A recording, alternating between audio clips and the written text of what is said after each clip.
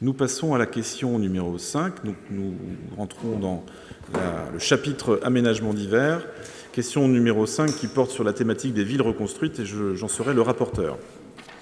Quelques éléments de contexte. Donc, le 3 avril 2017, la région Normandie a publié un appel à projet à destination de 16 des 22 villes moyennes de Normandie. Donc, je vous les liste pour mémoire. Donc, Argentan, Avranches, Cherbourg, Coutances, Dieppe, Évreux, Falaise, Fécamp, Flers, Gisors, Lisieux, Louviers, Saint-Lô, Vernon, Vire et Yvetot, ainsi que les villes plus grandes de Caen, Rouen et Le Havre.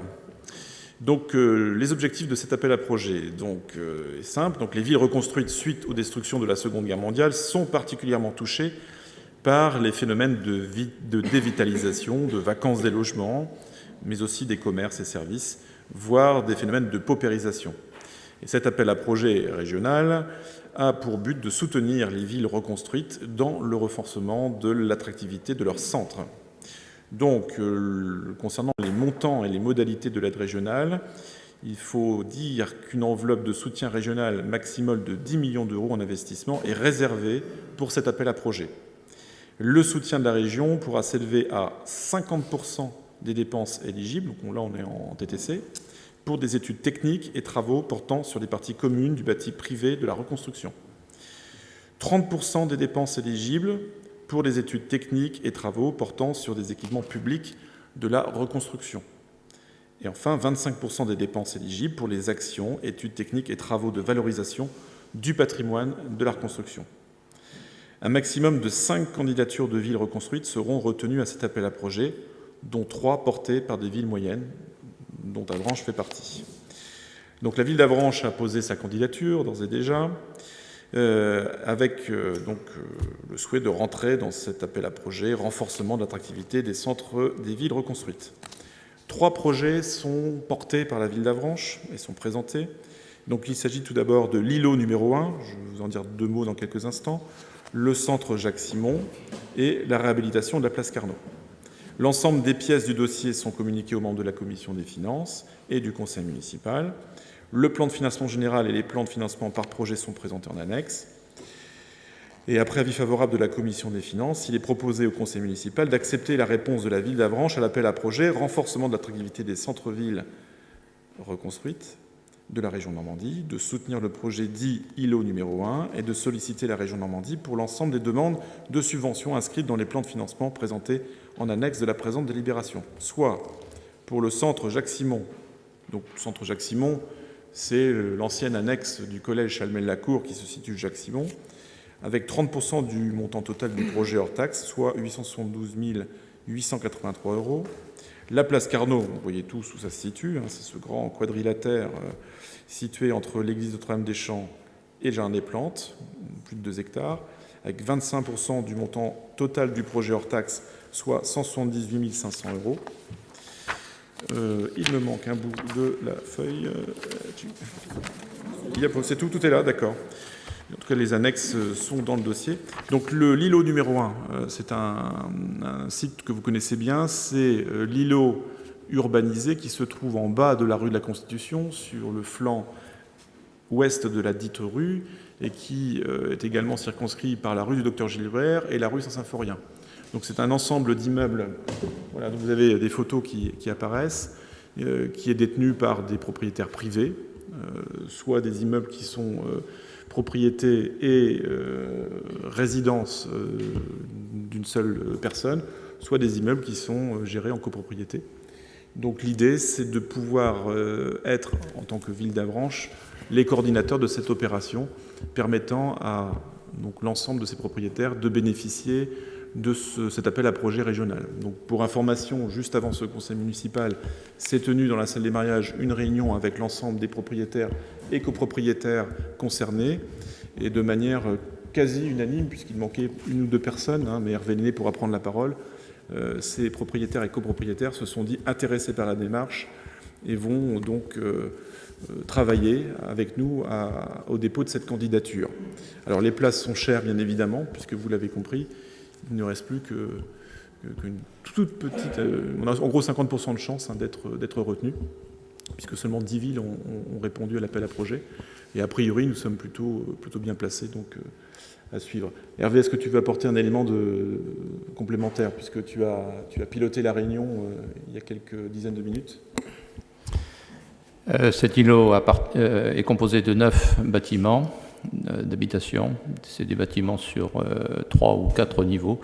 Au rez-de-chaussée, on a des commerces dans tous les bâtiments et des appartements dans les étages. Donc il y a 9 propriétaires, 9 situations différentes. Il y a des propriétaires, ce qu'on appelle en monopropriété, un seul et unique propriétaire pour un bâtiment composé de plusieurs lots, ou bien sinon il y a des copropriétés avec différents copropriétaires. La démarche a été faite effectivement pour ces 9 bâtiments.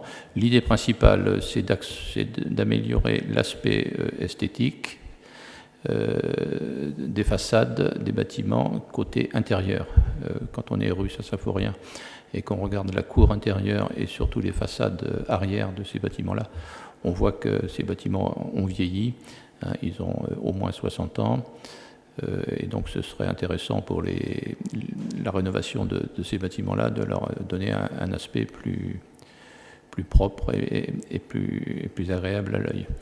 On pourra en profiter, pour les propriétaires qui le souhaitent, de réaliser des travaux d'économie d'énergie. Et là, des subventions au-delà de la région, des subventions peuvent être obtenues non seulement auprès du département de la Manche, auprès de l'ANA, l'Agence nationale d'amélioration de l'habitat. Il y a différentes subventions que les différents propriétaires pourront solliciter. Oui, globalement, les propriétaires se sont déclarés intéressés. Donc maintenant, reste à compléter le projet auprès de la région et à attendre une réponse de la région qui interviendra de manière officielle en janvier 2018. Merci Hervé. Y a-t-il des demandes de précision, des questions? Monsieur Morazin. Oui, je souhaiterais bien sûr une petite précision si c'est possible. Si j'ai bien compris, il s'agit d'un projet dans le cadre de la subvention accordée à hauteur de 50% d'argent public sur 3 projets concernant l'îlot numéro 1, 3 projets dont 2 sont des bâtiments ou des lieux publics et le 3e est un bâtiment ou un groupe de bâtiments privés. Concernant la partie publique, aucun problème. Concernant la partie privée, je voudrais quelques renseignements supplémentaires, à savoir, lors de la Commission des finances, Monsieur Lenné, vous nous avez informé que ce projet avait été proposé à différentes agences immobilières, puisqu'il s'agit d'un dossier privé. Vous n'avez pas eu de retour positif et vous avez dû, par l'agence Lenné, dont vous êtes un des piliers, devoir gérer ce dossier d'investissement et de proposition de subventions privées. Donc j'aurais voulu savoir pourquoi spécifiquement ce groupe d'immeubles dans lequel vous semblez ne pas avoir d'intérêt personnel, ce que vous nous avez dit et que je ne remets en aucun cas en cause, mais par contre j'aurais voulu un éclairage concernant les propriétaires. Est-ce que par hasard certains bâtiments, certains locaux pourraient avoir des intérêts concernant des personnes ou des groupes associés avec l'agence qui gère donc ce projet. Il s'agit donc de l'agence Lenné-Eudes, si je ne me trompe pas, et de ce groupe de bâtiments. Est-ce que, je pose la question, est-ce qu'il n'y a pas des personnes ayant des intérêts personnels ou regroupés qui pourraient effectivement poser question, étant entendu que dans la ville d'Avranches, qui a été reconstruite après-guerre et des nombreux immeubles ont été abattus et donc de nombreux propriétaires pourraient être et avoir été sélectionnés dans différentes rues d'Avranches ou boulevards ayant donc des propriétés reconstruites et pouvant faire appel à ce projet. Je souhaite donc un complément, si vous permettez, Monsieur Lenné, je vous remercie. Alors, je vais vous répondre déjà dans un premier temps sur la question du choix de l'îlot. Alors d'une part parce que l'îlot, c'est l'îlot numéro 1, c'est le premier îlot qui a été reconstruit juste après la guerre. Donc ça nous semblait symboliquement très intéressant de pouvoir le traiter. L'intérêt aussi qu'il présente, c'est qu'on a un îlot qui présente des façades sur rue, mais aussi une cour intérieure. Quand vous êtes rue Saint-Symphorien, vous avez une vision de ce que sont ces cours intérieures, qui sont souvent les plus endommagées par le temps. Donc on peut imaginer un travail à la fois sur un espace privé vu depuis la rue, mais aussi sur des façades avec des commerces au rez-de-chaussée. Donc la typologie du bâti présente la gamme complète finalement de ce que sont ces immeubles de la reconstruction. Il y a aussi un enjeu intéressant dans le sens où cette cour intérieure est aujourd'hui un espace de stationnement, mais pourrait faire l'objet d'une végétalisation, c'est-à-dire d'un embellissement urbain tout à fait propice justement à ce que l'on souhaite pour la ville d'Avranches, savoir une sorte de rénovation de son image, parfois un peu abîmée par les ans. Concernant une sorte de... On parlait presque de conflit d'intérêts, j'imagine que vous... Alors ce qu'il faut savoir, c'est que, je l'ai découvert ce soir, il y a parmi les propriétaires un certain monsieur Pozzo, qui est d'ailleurs un concurrent direct de l'agence de l'Aîné. Donc c'est... Vous voyez, comme quoi on n'a pas forcément... Oui, monsieur...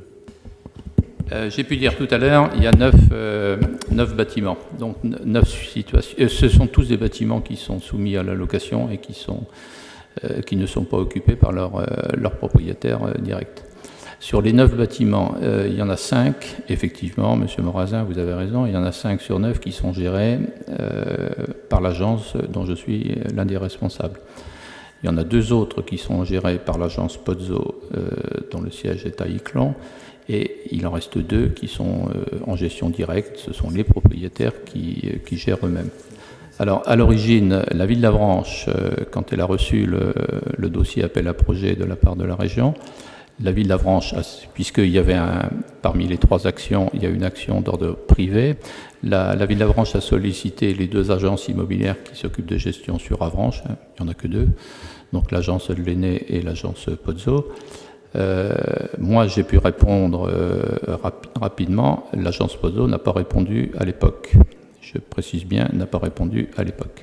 Donc effectivement, c'est pour ça que j'ai simplement pu dire que l'agence Pozzo n'avait pas réagi immédiatement. Pour autant, ce soir, l'ensemble des propriétaires étaient réunis. Les responsables du service copropriété de l'agence de l'Aîné étaient présents. Pierre Pozzo était présent. J'ai peut-être des problèmes avec mon micro. Pierre Pozzo était présent lui-même avec son responsable du service gérance. Et M. Pierre Pozzo s'est déclaré tout à fait intéressé par l'opération. Et maintenant, depuis ce soir, c'est une bonne nouvelle, tout à fait disposé à travailler de concert avec son collègue que je peux représenter. Merci de ces précisions. Est-ce que c'est clair pour vous ?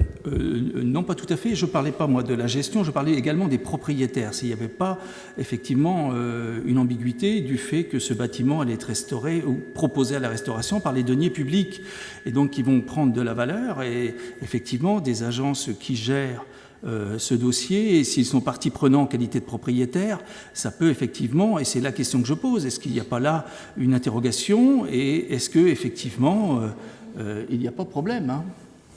Alors, je vais vous répondre très simplement, c'est la nature même de l'appel à projet lancé par la région. Il s'agit d'aider des propriétaires privés, occupants ou loueurs, dans la rénovation de l'habitat. C'est la nature même de l'appel d'offres, de l'appel à projet de la région. Nous ne faisons que nous mettre dans les cadres de ce que la région réclame. Monsieur Huette. Oui, je voudrais relayer l'intervention de M. Morazin. Il ne s'agit pas de jeter la suspicion sur qui que ce soit. J'indique simplement que la notion de conflit d'intérêt, telle qu'elle est définie par la jurisprudence, est vraiment très vaste. Et qu'il faut faire très attention à ce que sur une opération, il n'y ait pas un conflit d'intérêt à l'occasion d'un conflit, d'une plainte qui pourrait être déposée. Voilà, je le dis en objectivité. Les collectivités publiques sont particulièrement surveillées depuis un certain nombre d'années sur cette notion de conflit d'intérêt. Je rappelle que le conflit d'intérêt est une situation de fait et pas une notion juridique. Ce qui est une notion juridique, c'est la prise illégale d'intérêt.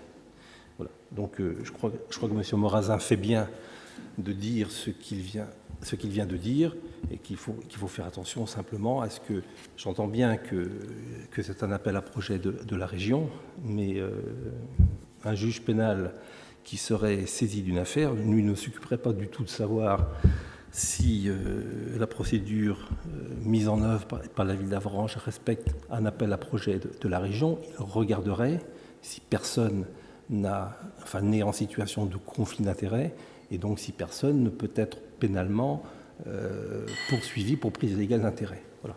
C'est simplement Je crois que c'est bien qu'on en parle. Il faut attirer l'attention sur ce sujet-là parce qu'on a vu beaucoup de jurisprudence et à l'origine, les choses se passaient de façon tout à fait honnête. Personne ne voulait profiter d'une opération, sauf que le juge pénal rattrape souvent les gens et je crois que c'était bien que M. Morazin donne quelques indications sur ce point-là. Nous attirerons l'attention de la région sur cette question que vous soulevez. Monsieur Lenné va apporter des compléments d'information. Deux précisions. Une première, quand j'ai été sollicité au mois d'avril, j'ai effectivement fait un inventaire des immeubles qui pourraient être proposés dans ce cadre-là. Et je vous informe, vous allez me croire ou pas, que j'ai fait 2 propositions d'immeubles qui ne sont pas les immeubles concernés par l'îlot numéro 1. Donc, ce n'est pas moi qui ai choisi l'immeuble en question. Cela dit, je respecte le choix qui a été fait, mais je ne suis pas à l'origine de ce choix. Deuxième point, si vous voulez que les choses soient dites de manière très claire, je ne suis propriétaire d'aucun bâtiment dans cet îlot. Je ne suis en lien avec aucun propriétaire. Je n'ai de droit de propriété en rien dans cet ensemble de bâtiments. Je ne suis nullement concerné, sauf à dire que je suis gérant d'une agence immobilière et que cette agence immobilière est chargée de la gestion des immeubles. Point. Donc les copropriétaires concernés sont en contrat avec l'agence dont je m'occupe, mais c'est des contrats en bonne et due forme et il n'y a aucune espèce de conflit d'intérêts dans cette opération. Merci. Madame Leroy. Oui. Voilà, donc si j'ai bien compris, il pourrait y avoir des subventions données par la région. Par contre, les propriétaires, ils auront une somme, un complément à payer. Et je m'interroge aussi par rapport au montant des loyers. Est-ce qu'il n'y aura pas une répercussion sur le loyer des pas de porte, des appartements que le propriétaire fera? Parce que quand même nos commerces sont en difficulté, centre-ville. Donc il ne faut pas qu'il y ait une augmentation des loyers au niveau des commerces. Oui, monsieur Lenné. Un bail commercial, c'est réglementé. Un propriétaire n'augmente pas le loyer comme ça parce qu'il fait des travaux, parce qu'il décide du jour au lendemain de revoir. Non, il y a un bail commercial avec un loyer qui est déterminé. Quand le contrat de location commerciale se termine au bout de 9 ans, le locataire est en droit de faire une demande de renouvellement. Cette demande de renouvellement est faite par rapport à un loyer identique, sauf à appliquer la révision légale de l'indice des loyers commerciaux. Mais le fait de faire des travaux ne donne aucun droit au propriétaire de revoir quoi que ce soit par rapport au montant du loyer. Il en est de même pour les logements d'habitation. Quand un locataire est en place, le loyer n'est soumis à aucun droit d'augmentation ou de révision quelconque de la part du propriétaire. Il va de soi, malgré tout, que pour un logement qui est disponible à la location, un logement qui est vacant et mis à la location, il est évident qu'une revalorisation due à des travaux permettra au propriétaire d'afficher un prix de location qui pourrait, je dis bien qui pourrait, être supérieur. Cela étant dit, tant mieux si les propriétaires font des travaux d'isolation et en font profiter les locataires. L'idée, effectivement, c'est d'embellir le site, mais ne rêvons pas. C'est pas parce qu'on embellit le site que pour autant la location se fera à un prix plus élevé. Non, c'est pas comme ça que ça fonctionne. Mais c'est certain que s'il y a des travaux d'isolation thermique qui vont permettre aux locataires d'avoir des coûts de chauffage, entre autres, moins élevés, là, c'est évident que l'appartement, le logement va trouver une certaine plus-value quant au montant du loyer en cas de remise en location. Mais en aucun cas avec des locataires en place. Madame Leroy. Oui, je pense effectivement que c'était important d'apporter ces précisions pour ne pas qu'il y ait des questionnements par rapport aux locataires. Merci, monsieur Lenné, de vos précisions. Alors, autre précision, encore une fois, nous répondons à un appel à projet. Nous ne sommes pas encore certains d'être retenus, même si nous y travaillons. Et là, en fait, on dépasse un petit peu le cas de la délibération, mais c'est très bien. Et pour dire que les premières réunions de travail avec les habitants ont commencé et que l'accueil est plutôt favorable, voire même franchement favorable. Donc c'est intéressant parce qu'on voit là, d'un coup, s'installer un partenariat entre nos collectivités, entre la région et la ville d'Avranches, mais aussi entre les collectivités publiques et le privé. Et je pense que c'est en mutualisant ainsi les énergies et les moyens que nous allons pouvoir obtenir des résultats dans le domaine assez important, voire crucial, de la rénovation urbaine. Monsieur Bette. Merci. Je souhaite que l'intervention de M. Marazin et la mienne soient comprises et entendues stricto sensu. Il ne s'agit pas, encore une fois, de jeter la suspicion sur qui que ce soit. Il s'agit simplement d'être dans une sorte de prévenance. J'indique qu'il y a une jurisprudence très récente d'un tribunal correctionnel qui a condamné pénalement un maire parce qu'il avait procédé à l'acquisition d'un terrain dans un lotissement communal. Voilà, je le dis, mais il y a de multiples exemples comme ça. Il faut faire très attention. On n'est plus dans la situation d'il y a 20 ans ou 30 ans où les choses se passaient différemment et sans doute pas de manière suffisamment contrôlée. Peut-être est-on maintenant dans l'excès de contrôle, mais attention aux jurisprudences pénales, attention aux tribunaux correctionnels qui condamnent des élus parce qu'ils ont estimé ou parce qu'ils estiment qu'un élu avait un intérêt même très indirect à l'opération qu'il menait parce qu'il y avait un conflit d'intérêts entre le privé et le public. Voilà, c'est tout. On ne va pas en faire non plus une dissertation, on va s'arrêter là, mais prenez ça simplement comme un souci de prévenance. La notion de conflit d'intérêts est une notion qui est relativement vaste et à l'égard de laquelle il convient d'être très prudent. Merci. Y a-t-il d'autres prises de parole? Je ne vois pas de main se lever, donc je vais mettre aux voix. Ah, monsieur Lenné qui veut... Ah oui, très bien, oui, bien entendu. Monsieur Lenné veut sortir au moment du vote. Oui, tout à fait, bien sûr. Oui. Alors, juste le diaporama qui a été préparé va vous permettre de voir quels sont les autres sites concernés, notamment le site Jacques Simon. Donc, c'est vraiment pour mémoire, pour vous présenter cet ensemble architectural assez important. Donc, plusieurs études avaient déjà été réalisées, mais avec des problèmes quant au financement pour la rénovation globale de ce grand bâtiment. Bâtiment qui aujourd'hui abrite différents services, notamment le Greta, et qui présente des volumes intéressants puisque ce sont d'anciennes salles de classe.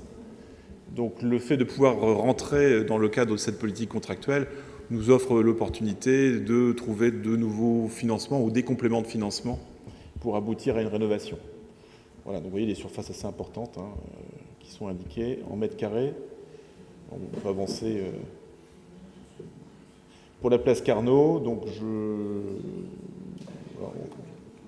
il y a juste une photo. Donc c'est alors après, quand on prend le plan de la ville d'Avranches, c'est vrai que la photo est très utile pour les gens qui... Je ne sais pas s'il y a des gens qui ignoraient où se situait la place Carnot. Et écoutez, maintenant, ils voient où ça se situe. Donc c'est un grand espace urbain avec un véritable potentiel, mais aussi des problématiques importantes à régler, notamment en termes de circulation, puisque cette place Carnot est traversée par une route départementale sur laquelle régulièrement nous avons des problèmes de vitesse, d'encombrement. Et donc nous sommes clairement là dans une logique non seulement d'embellissement urbain, mais d'amélioration des flux de circulation, qu'ils soient piétonniers ou automobiles. Voilà, donc si vous en êtes d'accord, on va pouvoir mettre aux voix cette question numéro 5. Donc je le rappelle, après avis favorable de la Commission des finances, il nous est proposé d'accepter la réponse de la ville d'Avranches à l'appel à projet renforcement de l'attractivité des centres des villes reconstruites, donc appel à projet de la région de Normandie, de soutenir le projet dit ILO numéro 1 et de solliciter la région de Normandie pour l'ensemble des demandes de subventions inscrites dans les plans de financement présentés en annexe de la présente délibération, soit donc pour le centre Jacques Simon 30% du montant total du projet hors taxe, à savoir 872 883 €. Pour la place Carnot, 25% du montant total du projet hors taxe, soit 178 500 €. Voilà, donc Monsieur Lenné est sorti. Je mets aux voix cette question numéro 5. Y a-t-il des votes contre? Je n'en vois pas. Des abstentions Donc nous avons 6 abstentions. Et donc, à la majorité, la question numéro 5 est adoptée. Monsieur Lenné peut revenir